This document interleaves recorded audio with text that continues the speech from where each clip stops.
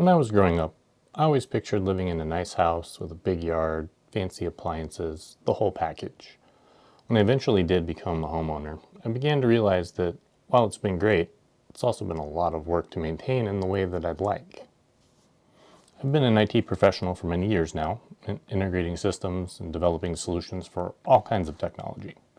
Some time ago, I thought, maybe I could do this at home too. For several years now, I've been working on trying to build a truly smart home. I started this channel to help demystify smart home tech and teach others what I've learned by applying IT principles and sometimes a little magic to help you build your ideal smart home. My name is Steve, and this is it-alchemy.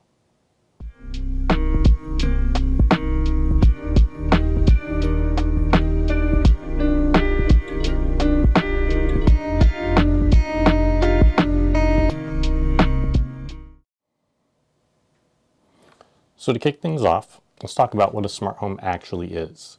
What makes it smart? Well, from an engineering perspective, most homes are composed of several systems working together that provide for the needs and the comfort of the occupants. A typical home will have electrical, plumbing, and HVAC systems, and more commonly nowadays, there will also be systems for lighting, security, and any number of others. Generally, all these systems function independent of one another, and for the most part, they're manually controlled. In a smart home, devices within these systems can communicate, and we can use this communication combined with automations to control these devices and assist with the operation of the home.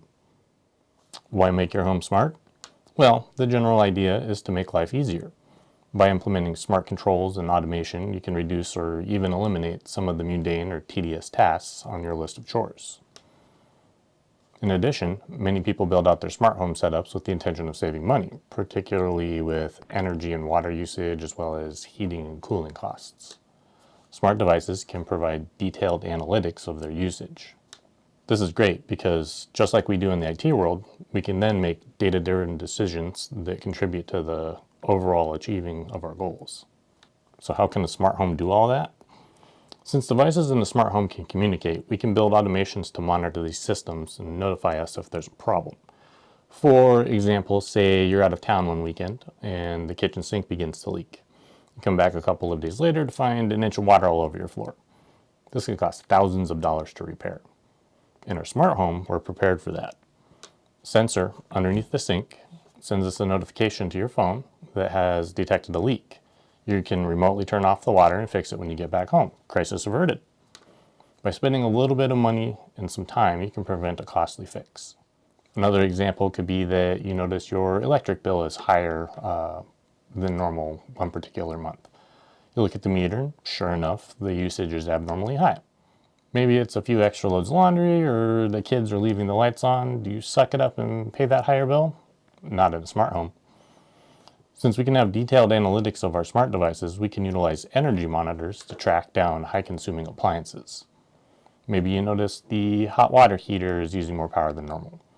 Upon investigation, it turns out that the heating elements are corroded and need to be replaced.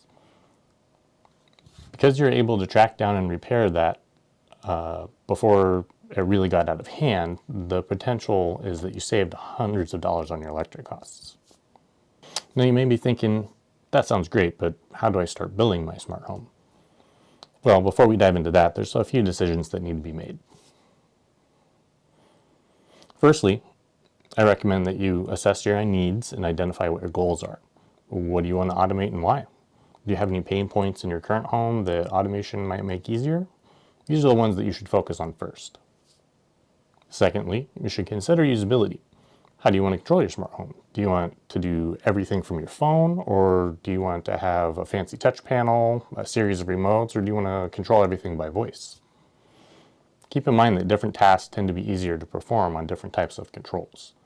If you have a spouse or kids, how easy would your potential control system be for them to use? If it's complicated or confusing for your family, you're going to have a bad time.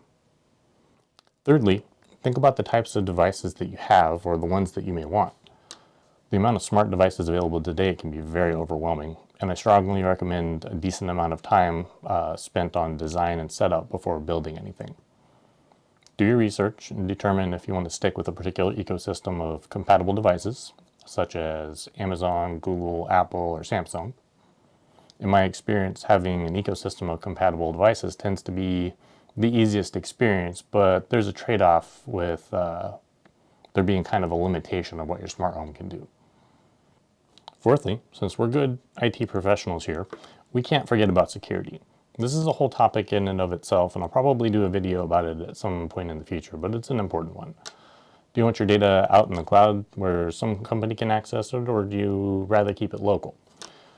Personally, if I get up in the middle of the night to let the dog out, I don't need a video of me in my underwear from my backyard camera in the cloud somewhere, but maybe that's just me. Another thing to think about is that some devices have control over the security of your home. Smart locks, cameras, and door and window sensors could all potentially give a malicious person an edge into accessing your home. Finally, the last major thing to consider is your budget.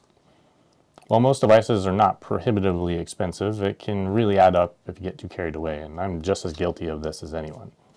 My recommendation is that you start small and build things out incrementally. Get yourself a few bulbs or smart plugs and go from there. It can be very tempting to go out and get shiny new gadgets, but first ask yourself, does this fit in my design? Will it help me accomplish any of my goals? So what's next? Well, hopefully I've given you some things to think about and you're excited to get started. So where do we go from here? Well, save that for the next video, where we'll cover smart home ecosystems and determine whether or not you need a smart home hub and which one's the right one for you. Please remember to like this video and subscribe to my channel for updates, and also please consider becoming a member over at my Fourth Wall site, where you can get access to exclusive content, guides, merchandise that will help you become an IT alchemist. Thanks for watching.